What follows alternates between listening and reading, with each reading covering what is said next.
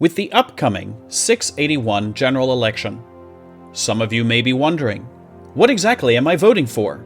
And how does the election even work?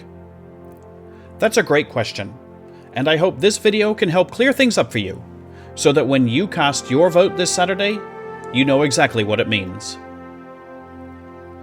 On Saturday, and elections are always the second Saturday of January, you'll be voting for your representative in the General Assembly. You're free to vote for anyone you like, or not to vote at all.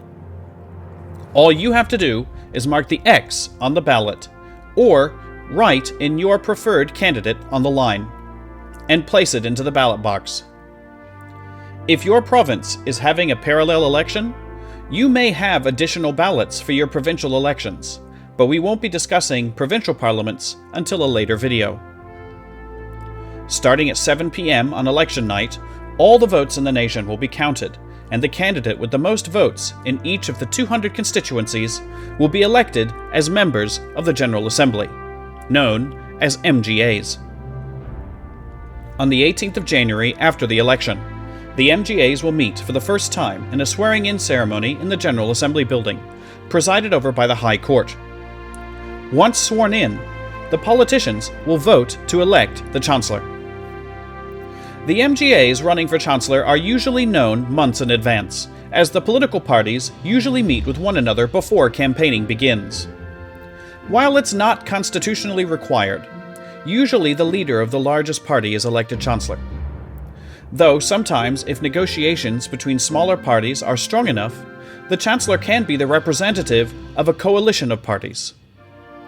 For example, in the 681 election, the two likely candidates will be the current Chancellor, Brian Raynham, of the Kodiak Worker and Kodiak Progressive Coalition, or Stephen Chuders, of the National Unity Party. Any MGA can theoretically declare as a candidate for Chancellor, but to become Chancellor, they need at least 100 votes in the Parliament. Once the selection of Chancellor is finished, the General Assembly takes a 3 to 5 day recess, while the Chancellor works with the new MGAs to construct a proposed cabinet.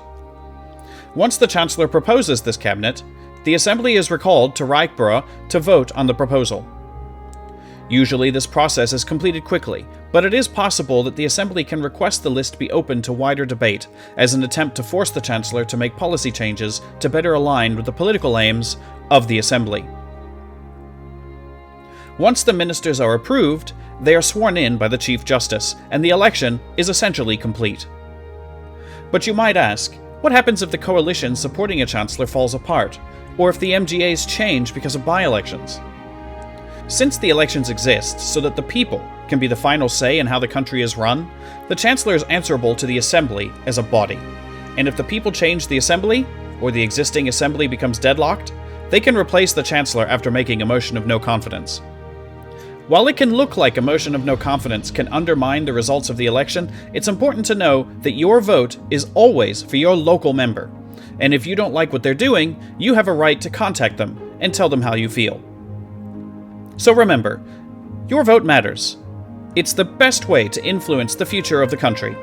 And even if your preferred candidate doesn't win, you have a right to tell your representative how you feel about that. I hope to see you on Saturday.